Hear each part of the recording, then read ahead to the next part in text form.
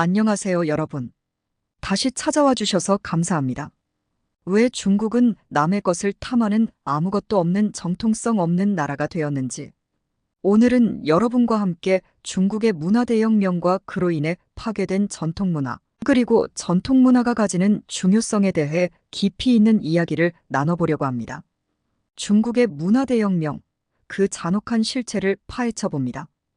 1966년 베이징 칭화대 광장에서 열린 비판투쟁 집회에 칭화대 물리학 교수 예저타이가 끌려왔습니다. 홍위병들은 그를 단상에 세우고 잊지도 않은 죄를 뒤집어 씌웠습니다.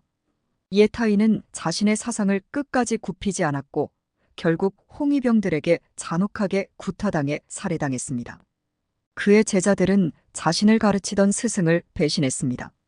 중국은 1912년 청나라 멸망 이후 중화민국을 설립했고 1949년 국공내전에서 공산당이 승리하여 중화인민공화국을 수립했습니다. 마오쩌둥은 대약진 운동을 통해 빠르게 공업을 육성시키려 했지만 이는 대기근을 초래했습니다. 수천만의 인민들이 굶어 죽었고 마오쩌둥의 정책 실패는 인민들의 의지가 부족해서 생긴 일이라고 주장했습니다. 대약진 운동의 실패 이후 류사오치와 덩샤오핑이 실용주의적 경제 정책을 실시하여 경제 회복을 시도했으나 마오쩌둥은 자신의 권력을 되찾기 위해 문화대혁명을 일으켰습니다. 마오쩌둥은 학생들을 선동하여 홍위병을 조직하고 이들에게 반혁명 세력을 색출하고 처벌하는 무한한 권력을 부여했습니다. 홍위병들은 지식인, 예술인, 고위 간부 등을 대상으로 잔혹한 탄압을 일삼았으며 전통문화를 파괴했습니다.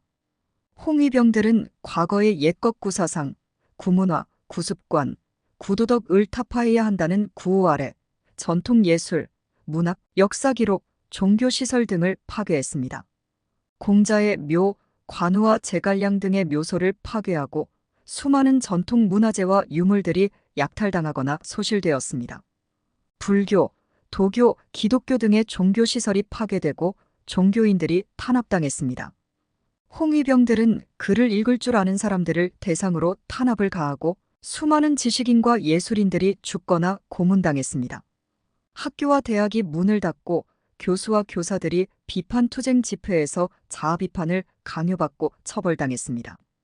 그 중에서 많은 중국인들이 세뇌당한 한국 사람은 공자가 한국인이라고 한다라는 유언비어도 생겨나게 되었는데요. 이러한 혁명 속에서 가장 상징적인 사건 중 하나는 공자의 묘 파괴였습니다.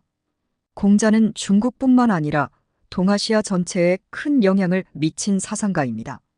그의 사상은 오랫동안 중국의 철학적, 윤리적 기초를 형성해 왔습니다. 그러나 문화대혁명 기간 동안 홍위병들은 공자의 묘를 파괴하고 그의 유산을 폄하하려 했습니다. 공자의 묘가 파괴된 후 전통적인 제사는 더 이상 그곳에서 지낼 수 없게 되었습니다. 이에 따라 한국에서는 성균관에서 공자를 기리는 제사를 지내기 시작했습니다. 성균관은 조선시대 유교 교육의 중심지로 공자를 숭배하고 그의 가르침을 보존하는 역할을 해왔습니다. 성균관에서의 제사는 공자와 그의 가르침에 대한 존경을 표현하는 중요한 행사로 자리 잡았습니다. 자신들이 불태우고 사람 취급도 하지 않던 성인을 남의 나라에서 제사 지내주면 고마워해도 모자랄 판에 없는 거짓 이야기를 덧씌워 한국을 모함하고 있는 어이없는 상황까지 만들어내고 있는 세계사에서 정말 쓸데없는 혁명 중 하나가 되었습니다. 그러한 문화대혁명으로 인해 경제 성장은 멈추고 사회는 큰 혼란에 빠졌습니다. 최소 200만 명에서 최대 2천만 명에 이르는 사람들이 사망했을 것으로 추정됩니다. 문화대혁명은 중국의 전통문화를 거의 뿌리째 뽑아내는 결과를 초래했습니다. 전통문화와 지식이 전수되지 못하고 중국 사회는 큰 상처를 입었습니다. 문화대혁명으로 인한 파괴와 혼란은 중국의 문화적, 경제적 발전을 수십 년 후퇴시켰습니다. 이 운동은 단순히 전통문화를 파괴하는 데 그치지 않고 중국 사회의 정신적 기반을 흔들어 놓아 후세에도 큰 영향을 미쳤습니다. 이러한 이유로 오늘날의 중국은 전통문화를 복원하려는 노력을 기울이고 있지만 문화대혁명의 상처는 여전히 남아 있습니다. 중국은 오랜 역사와 문화를 가진 나라로 문화대혁명 이후 자신의 문화적 자부심을 회복하려는 노력을 기울여 왔습니다. 그러나 많은 전통 문화가 파괴된 상황에서 중국은 새로운 문화적 정체성을 확립하려는 과정에서 주변국의 문화를 차용하거나 자신의 것이라고 주장하는 경향을 보였습니다. 중국 정부는 정치적 이유로 주변국의 문화를 자국의 것이라고 주장하기도 합니다.